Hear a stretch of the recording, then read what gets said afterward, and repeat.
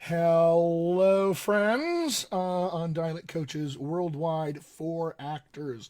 This is Dialect Coach Chris Lang coming at you on a Saturday afternoon. Hope everybody is having a great start to their weekend, getting some good R&R. Some, if you've got a pet, you're scratching that dog's ears, or snuggling with the cat, or those sorts of things. Today. Now is the time that I'm going to talk to you guys some more about awareness. You've heard from my wonderful colleagues this week on our page here. You've heard from Pamela, Jack, Adam, and Eliza. We've all been talking about awareness this week. And I get to go last this week because we introduced everything on Tuesday. I'll usually be going on Tuesday myself, so you'll get to see me again on Tuesday next. But I have a unique opportunity here of, because I'm going last this week, to kind of dovetail what I'm going to talk about today into how we're going to start next week. So next week is going to be about flexibility and mechanics, which will build off wonderfully this week's topic, which is awareness. I'm just looking at some folks who have joined us on our live. Just want to say hey to Christopher Lyons out there. Thanks for watching. I see Elena and Anna, you're both joining the video here. Good to see you guys both as well. Feel free, by the way, to pop any questions that you guys have throughout this thing into the comments down below. I'll do my best to answer them. I will be doing a Q&A when I'm done with my my little spiel today, so we can talk then. But any questions you have, pop them in immediately, and if I don't answer them right away, I'll make sure to get to them as soon as I get to my Q&A then. So, like I was saying, I get to dovetail into what next week's topic is, which is all about flexibility and mechanics. And you'll notice that there's a lot of awesome overlap in these topics. The reason this is so, and if you go back, by the way, and watch Pamela's live video from earlier this week, she talks exactly about this thing, and takes you through the process of sort of step by step why we're doing this weekly kind of thematic setup here. Because this work all builds off of itself as a foundation is laid. Awareness is key first, and then beyond that, now we have flexibility and mechanics that we'll be moving into. And then beyond that, it's going to be flow and coordination, and then accent integration after that, and so on, and so on, and so on. So these things are all going to build off of one another. So today, as I talk about awareness, I'm going to talk a lot about what stuff feels like, an awareness of what we can actually feel, and how maybe we want to describe those feelings for ourselves. The awareness of what our vocal anatomy and our voice feel like in particular are going to be important to accent work. I think for obvious reasons, but how we describe what those sensations are that we're feeling are actually, I think, just as important and nuanced and detailed for us as we go through accent work as anything else we do. Because, the words we use to describe sensations, the words we use to describe experiences that we're having, kind of frame our perceptions of the larger experience as a whole. Um, Put it this way, on another context, positive self-talk is a big part of, I think, our work as actors and in art. And you should never underestimate, by the way, the power of positive self-talk to get something done. So, for instance, if you were struggling with an exercise or piece of awareness of any sort, I'm always going to recommend that you frame that statement, that I'm struggling with this or I can't do this thing. I'm always going to recommend you frame it as, I presently struggle with this thing. I'm presently struggling with it. Or, I can't do it yet.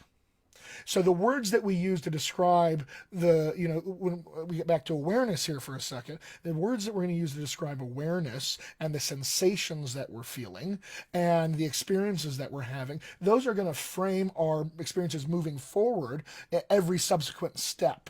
And so I think it's useful to start kind of getting curious about how do I even describe what my voice feels like? How can I even describe what my vocal anatomy feels like? What does it feel like to me today? And what does it feel like me tomorrow? And what does it feel like to me, a week from now? Those all might be different. They might be the same, but it's a wonderful opportunity for us to be curious about these things. Curiosity, wonder, exploration. That's the direction we're headed in. So let me get back to this word feel. Feel is important. Very important that we can focus on what stuff feels like. And this is because you don't have the ability necessarily to rely on what your voice sounds like to you in the way that you probably have just been going through life happily, wonderfully, being able to kind of listen to yourself and to expect that you can rely on the things that you are hearing from your voice. All right. I'll get into why this is the case, but we have to talk about where the voice actually comes from for any of this to make sense. So let's talk vocal cords for a second. Vocal folds, vocal cords. These are both ways that these pieces of your anatomy are described. Some people are particular about using cords versus folds or folds versus cords. I don't think it matters all that much. We know what we're talking about in any case.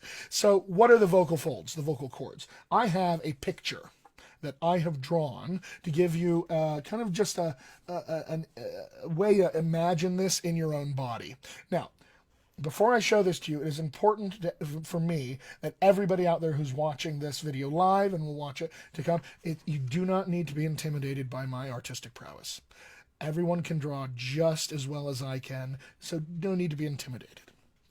So here's what your vocal folds kind of look like. If I were to cut your head off and look down your throat, look down there and see the vocal folds, you'd see something a little bit like this. Okay, now this is, like I said, don't be intimidated by my artistic prowess here. So this is kind of what you'd see. All right, let me point out some pieces here. This first thing, this is a piece of cartilage that's actually, I've drawn it as a block, but it's really not a block. It's more like a shaped more like a butterfly in any case. This is the thyroid cartilage here. And you've got some arms that come up here on both sides, and some knobs at the top of them. They essentially work like this a little bit. All right, and they're mostly triangular. They're not really curved like I drew them. Again, my drawing, there's a lot of artistic license I took here. But the thing I really want to point out is these guys in here. All right, so along these arms, kind of here and here, you're going to have these mucous membranes. These kind of, they look a little bit like rubber bands, if anything. Those are your vocal folds. Right? And the vocal folds work like this. These arms can stretch them tighter and looser, and they can bring them further apart and closer together. And as they come together and we blow air through them, they begin to buzz and vibrate together, and that is what we call sound. Phonation, you may hear this word. Sound, phonation, vibration, these are all ways to describe what's happening as the vocal folds come together. It's a little bit like a reeded instrument, like a clarinet maybe, or a saxophone, when you blow air through the reed and it begins to vibrate against the actual body of the clarinet mouth or the saxophone mouth. That's what creates that sound. My favorite analogy for this is probably, if you guys are like me, and I like to be silly and play around every once in a while. Anytime there's a balloon that I can blow up, I'll blow that balloon up. Then I always take the mouth of that balloon and I stretch it tight and it goes eat, eat, eat, eat, eat, eat, eat, eat. Okay. I have a nephew who's 5, so I have a lot of fun with that. But that's what your vocal folds essentially are doing. When you pull the mouth of that balloon tight, where the air is escaping there, the sort of sides of the mouth of the balloon are banging against each other, vibrating, and creating that sound. Your vocal folds work like that. Now, I want to go back to this musical instrument idea, not a clarinet or a saxophone, but let's imagine that your vocal folds are like a stringed instrument. A cello. So imagine that I have a cello. Cello, there's my cello. And I've got a bow and I can play the cello. But I'm going to be a magician for a second, and I'm just going to rip those strings off of the cello. Now, they're still magically stretched tight, so I don't have to worry about them not being stretched tight. And I'm going to run that bow over the strings of the cello. How much sound, I suppose, is going to be created after I've ripped those strings off of the cello and I'm rubbing the bow over them now? If you had to guess for yourself, how much sound do we think is going to actually be created there? Some is probably the answer. A little bit, not a ton, right? What if we put those strings back on the body of the cello, though? And now we rub the bow over those strings. How much sound is there now? Quite a bit, I think, in fact. And why is this? Why does this happen? What makes this possible? It's the body of the cello. The sound waves that are generated off of the strings of that cello now get to go inside the body of the cello, and they get to bounce around, and they get to resonate and amplify themselves in there. And then we hear a much bigger, broader, more detailed kind of sound because they're bouncing around this body. That's how your vocal folds work inside your body. If I took your vocal folds out of your body and blew air through them, you get a tiny little bit of noise, right? But I put them in your body and I blow air through them and they come together and adapt, and then they start phonating, and we get, actual, big, kind of beefy, resonant sound. Because the sound waves that your vocal folds have generated now are traveling throughout your body. They're going into here and into here and here and here and all over the place. And they're bouncing off of the bones in your body and the water in your body. Your body is wonderfully set up like a giant speaker to let these sounds out, to let these kinds of different vibrations and sound waves out. If your body's a big speaker, you've got a woofer and a tweeter. Woofer and a tweeter. If you think back to car speakers or stereo speakers or speakers at big concerts that hopefully we get to go back to soon, you'll know what I mean. We've got a woofer, kind of the bass, and a tweeter for the higher, more treble kind of sounds. And so think of this as smaller. The sound waves bounce around a smaller cavity up here, which is why the sounds are higher, more treble-like. This is bigger, so the distance the sound waves get to bounce around is also bigger. So these will feel lower, kind of, that's why this is the bass and this is the treble up here, the woofer and the tweeter. Okay, so why have I said all of this? Because it's important for you to understand how sound is actually made. When we get into the mechanics of speech here in a week, you're going to discover that we're doing a lot of shaping and obstructing and, a rearrangement of these sound waves and the flow of air that carries them. So it's really important to understand this flow of air and these sound waves and how they kind of come together, how they're made. It's actually really important, in fact, to be able to feel the difference between when your vocal folds are creating sound waves and when they are not. That actually becomes really important in accent work.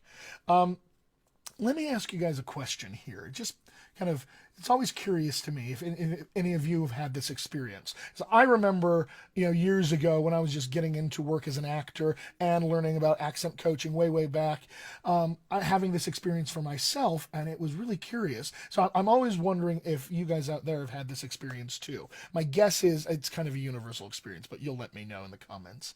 Have you ever recorded your voice?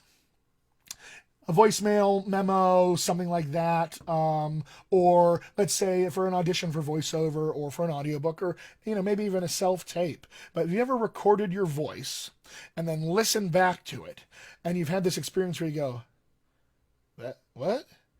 That's my voice? No, I don't sound like that, guys. Do I sound like that? I don't sound like that. And everyone goes, oh, no, that's exactly how your voice sounds. Wait, I don't sound like that. Okay. Why do we have this experience? It's interesting. We have this experience, and it's kind of shocking when it happens too, because the voice that you recognize from yourself, kind of your self-identified voice, you don't recognize in the recording all of a sudden. Those things are different. But everybody else still recognizes the voice from the recording as your voice. So what the heck have you been listening to this whole time that you don't recognize that voice in the recording that everybody else does? You've been listening to the sound waves bouncing around the inside of your head, where your ears are. That's the voice you primarily hear. Right? We hear your voice after it has left your body and literally traveled through time and space in sound waves, bounced off of the surfaces here, the ceiling, the floor, the desk. It's maybe gone into a microphone. It's maybe traveled through the internet, exited some speakers, traveled through time and space again, hit somebody else's body. That's the voice we hear after it's out in the world from you. You hear primarily the voice that's inside your head. Crazy, right? Now, Because that is the primary voice that you hear, the voice inside your head, and everybody else hears this other voice that's outside of your body, what this means is that you actually can't trust what your voice sounds like to you, because it's different every moment of every day, and every day of every week, and every week of every month, and so on and so forth. It changes constantly. It's going to be different in first thing in the morning if you haven't warmed up. It's going to be different if you're sick, or if you have allergies, or if you're tired, or if you're not tired, or if you just had your coffee, or if you didn't just have your coffee, or any number of things. Any, like, an insurmountable wall of variables can change your own internal perception of what your voice sounds like to you. So if you can't rely necessarily on what your voice sounds like to you, what can you rely on? You can rely on what your voice feels like to you. I'll say this again. You can rely on what your voice feels like to you. This is an always constant, always reliable barometer for you as an actor to know what's going on externally when you can't trust what you're hearing internally. What the sensations are of making voice, of shaping and obstructing that voice and that flow into speech, those sensations are always going to be reliable. And the reason they're reliable is because you can know them. They're knowable. You can learn about them. You can learn to feel them. You can learn to sense them. You can learn to track them. They're knowable. And because they're knowable, they are recreatable. So you can rely on being able to go back to a particular kinesthetic memory or sensation again and again and again. It's knowable and it's recreatable, and that's really reliable then. Now, does this mean that you can't at all listen to your voice? No, no, no, no. But the things that you hear must also then be paired with the things that you feel. Those two things have to come in a pair, especially when we get into accent land where we're using a target. We have an actual human being that we are listening to and that we are modeling ourselves off of. And the things that I hear from them that then I want to try to imitate and mimic, I need to be sure that I understand the mechanisms by which I'm actually mimicking the thing. What am I doing physically to create this sound that I think lines up in my ear with what I hear from them? And does my physical stuff match their physical stuff? Again, the physical stuff is primarily concerned here. Like, it really, really is important. So I can say all of this. I can say you got to know what your voice feels like.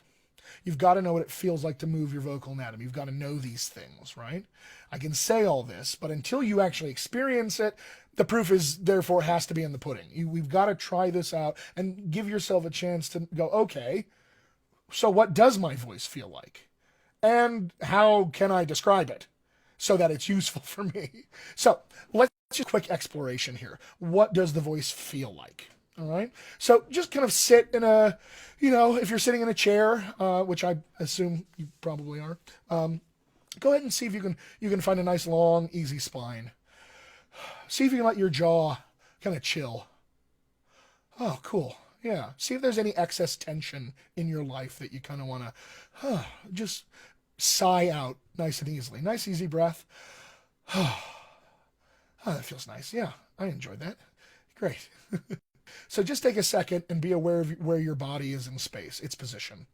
Where do you feel your rear end contacting your seat? Where do you feel your feet on the floor? What are your hands up to? How do you feel them resting on something? Just kind of get into what your body feels like in the moment. And I want to ask you to try something cool for a second. I want you to try to breathe through your mouth. Yeah, just take a couple easy breaths. Let's just see if you can ask air to come in through your mouth and your nose at the same time. See what that's like. See if you can make that happen. It's usually about 80, 20, 90, 10, something like that, but mostly through your mouth. But, some through your nose for sure. Did you have to release anything, any musculature to make that happen, to ask that to happen, allow it to happen? Get real curious about that sensation. And then nice and easily, just let an easy sigh. Good. Let's do it again. So you've just created sound waves that exited your body. Wonderful. Wonderful.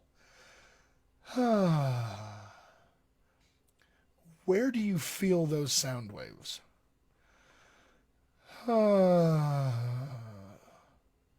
Where do you feel some kind of sensation? For me, my first thing is I feel something here on my chest. So go ahead and put your hand on your chest real quick.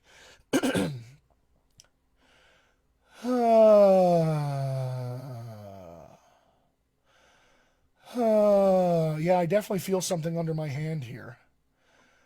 How would you describe that sensation? Go ahead and write some options in the comments here as you're watching. Don't worry necessarily about having the right answer for any of this. There's no right or wrong here. This is all wonder, curiosity, exploration. What's capturing your interest in terms of sensation? How would you describe what you felt with your hand?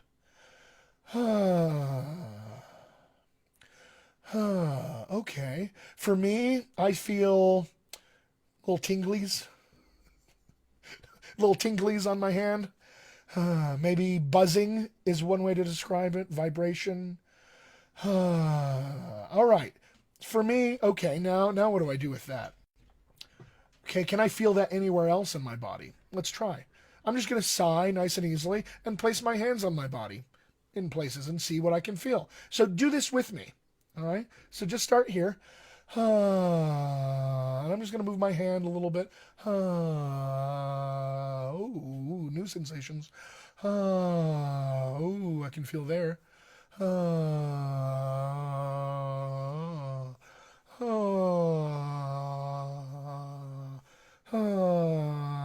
Ooh, something cool happened. Uh, Put your hands over your ears and make a little vibration like that. What you hear changes drastically just by doing that, but you can feel it on your hands. Ooh, cool stuff here. What about shoulders? Anything on the arms, maybe? Back of the chest. Ooh, cool stuff in the back. Ha ha ha ha. Oh, ooh, all the way down to my lower back, even. Check out your hips. Thighs, maybe? Anything there? Maybe your belly?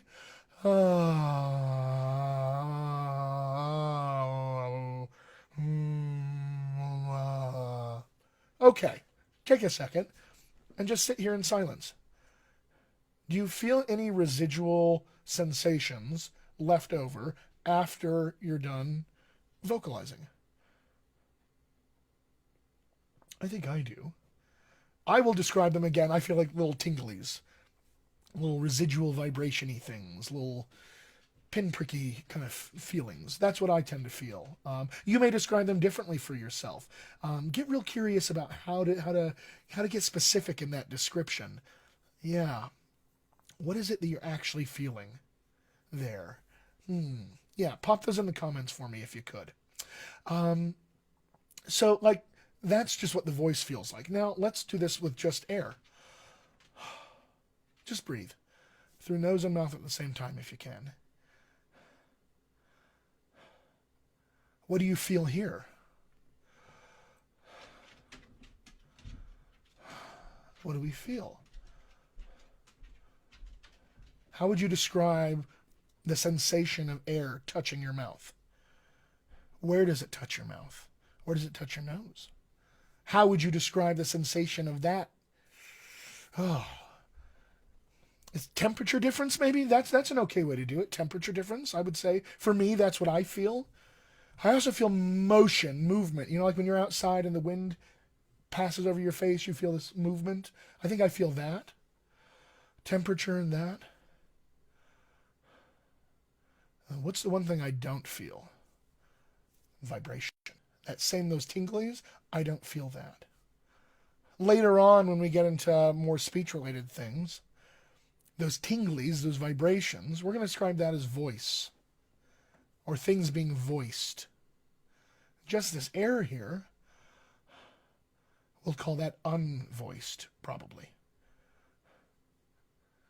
Cool. This seems really basic and simple, doesn't it? Yeah, because it's not all that complex. It's a pretty easy distinction at the end of the day, I think. What does it feel like when we have vibration? What does it feel like when it's just airflow? It's a pretty easy distinction, but the experience of it is everything. The experience of feeling those vibrations versus not, especially in the flow of speech, that can often be pretty confusing sometimes, a little disconcerting in a lot of ways, occasionally. But so I just want to leave you with this. Okay, what does it feel like to make voice? And what does it feel like to just have a flow of air? And how would you describe those things? Later on this coming week, we're going to get into this stuff, your mouth parts, your vocal anatomy, your vocal tract. We'll talk a lot about what it feels like to use those things. I know my colleagues have discussed some stuff in terms of soft palate, the velum, these kinds of things. Hey, there's an awareness of a noise in my room here too. But my colleagues have discussed some vocal anatomy stuff. And we'll dive deeper into that in the coming week for sure. But for now, just sort of ease yourself into the warm bath of awareness. What does it feel like? Without any pressure of having to get it right or to describe it in the right ways, what does that feel like? Because ultimately you have to come up with the ways of describing this and talking about it for yourself and for your accent coach. Your accent coach is going to have a lot of vocabulary, but ultimately you are the one who's doing the accent for the acting. So you need to have the ability to, talk about this and describe it for yourself. So you can, again, feel if stuff is happening, because you can't listen to it necessarily only. We have to feel these things. Okay. I've said the word feel a lot because it's important, by the way. That's why I say feel so much.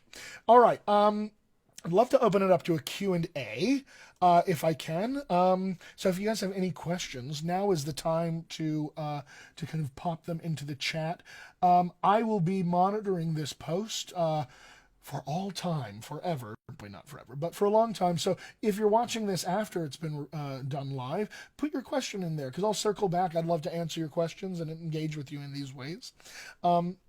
So in terms of of now that I've said question, I have a question that always gets asked in terms of when I have this conversation with clients. So how do we pair our awareness of what we feel with the thing we hear? How do I actually do that? One of the best ways that I can recommend to start to kind of pair those two worlds together, especially if up until now you spent most of your time listening to yourself exclusively and not necessarily feeling what you're doing while creating sound and shapes. One of the best things to do is to watch other people talk and notice what physically they are doing to shape the flow of air or air and sound, to obstruct it, shape it, all those sorts of things. If you can see it in somebody else, it's often easier than to see it in yourself. You can do this watching TV, watching movies, Netflix, things like that. If you have the luxury of being around somebody that you live with, this is also a great time to watch how they move all this, so that you can say, that's what it feels like when I move X, Y, and Z, or that's what it feels like when I make sound or just air. Those kinds of things. So some practical tips to actually do this in the real world, I think is useful. So I'm not seeing any questions, so I'll just wrap it up here now. And again, if you do have questions later on, put them in the comments. I'll circle back to them. But I just want to give a big shout out to my colleagues from Dialect Coaches Worldwide. These people are rock stars. So thank you, Pamela Vanderway. Thank you, Adam Michael Rhodes. Thanks, Jack Wallace. Thank you very much, Eliza Simpson. I'm happy to be here with all you guys doing this, this wonderful work. It's a lot of fun. So, for next week, just a reminder, we are going to be here Tuesday through Saturday, hopefully, fingers crossed, 11 a.m. Pacific time, technology willing. And I will be here on Tuesday at that time, and we're going to start talking about flexibility and mechanics. Wednesday is going to be Pamela Vanderway. Thursday, Jack Wallace will be here. Friday will be Adam Michael Rose. He's going to be rocking the hizzy. That's right, I said it. And then Saturday, Eliza Simpson will be here, changing the world one accent at a time. If you guys have any additional questions for me, like I said, post them in the comments, or you can find me on my website, which is www.dialectcoachchrislang.com, or you can visit www.dialectcoaches.com and use the contact form there. Either of those is just fine. So, I just want to wish you guys a wonderful weekend again. Happy Saturday. Ease yourself into the warm bath of awareness in the next day or so. And I will see you guys on Tuesday. Ciao.